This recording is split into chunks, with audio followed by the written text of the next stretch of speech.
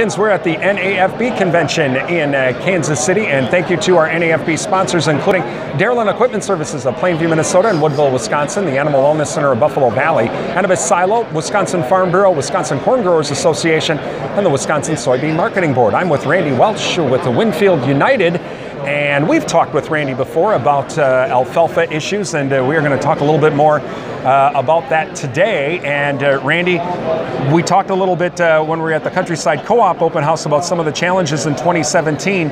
So as we head into the winter time, and alfalfa of course is going dormant, what should producers be kind of thinking about here as we get ready for 2018? Well, so I think 2018, think about the basics first. I mean, all the things we got to make sure we get in order for high yielding alfalfa, the fertility, the insect control, the stand densities, all those basics are really important for alfalfa. And one of the things I've said over the years has been that if you're going to have high yielding alfalfa, you have to manage those basics. So any of those things with cutting management, like you and I have talked about, Brian, in the past, you've got to make sure you take care of those details so you get high yielding alfalfa.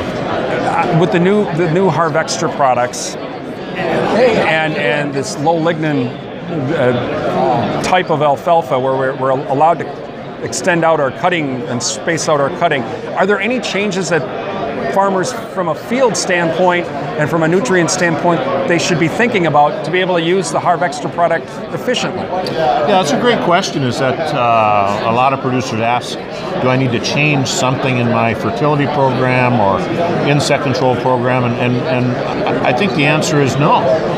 You're still going to have leafhoppers that are still going to need to be controlled potentially. They're going to be in there and they may cause problems. So at some point, leafhoppers may need spray.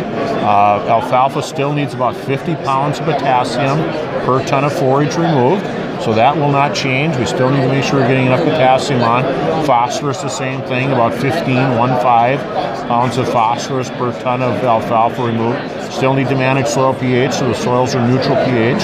So those things, those basics still need sulfur, still need boron. So Harvextra in no regard changes any of those basic management things that we've really recommended for the last 25 years roughly on those basics. Talking with Randy Welch from Winfield United about alfalfa products and some alfalfa tips.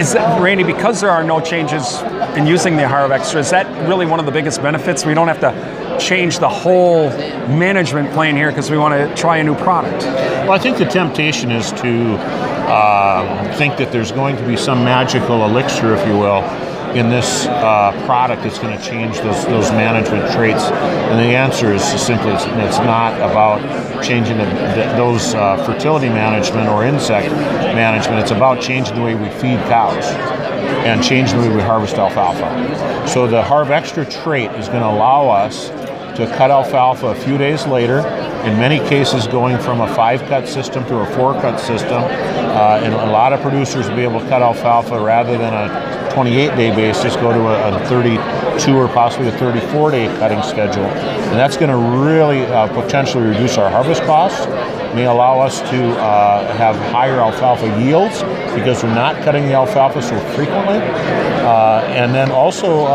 greater stand persistence. Now, one of the things about Harvextra that we feel pretty strongly about is that it's going to allow us to cut alfalfa on these longer cutting cycles, which is going to make the alfalfa not only higher yielding, but also more persistent. And in persistence, we get more yield. So this is really this is probably the biggest game changer in my 25 plus years working with alfalfa. It's probably the single most exciting opportunity we've had to not only change these agronomic traits, but also have a trait that's also going to have a beneficial feature for feeding dairy cows. So this increase in digestibility is a substantial change. I was talking with the previous broadcaster about the idea that we can supplement dairy cows with minerals, we can supplement with protein, we cannot supplement for digestible fiber. So this will be the first product that really addresses this feature of alfalfa in a way that's never been done before. Finally, Randy, one of the things for dairy farmers is the survivability, not only the survivability of the stand over the winter, but how many years is that stand going to stay productive? Have you been able to determine by using the Harvextra, you know what, a stand can actually be productive for maybe an extra year or two. Have you been able to kind of find out any information on that? Well, I think there's enough data to support, whether it's Harvextra or not, that alfalfa cut less frequently lives longer.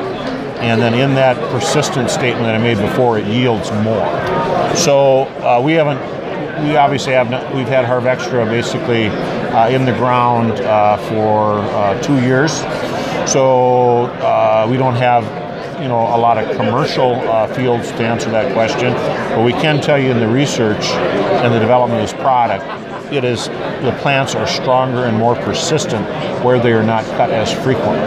So we have every anticipation that alfalfa yields can be increased simply because we're cutting the alfalfa less frequently. Okay, awesome. Some great information. Again, Randy Welch with Winfield United. We are at the NAFB convention in Kansas City. I'm Brian Winnekins for Real Country 1430 WRDN.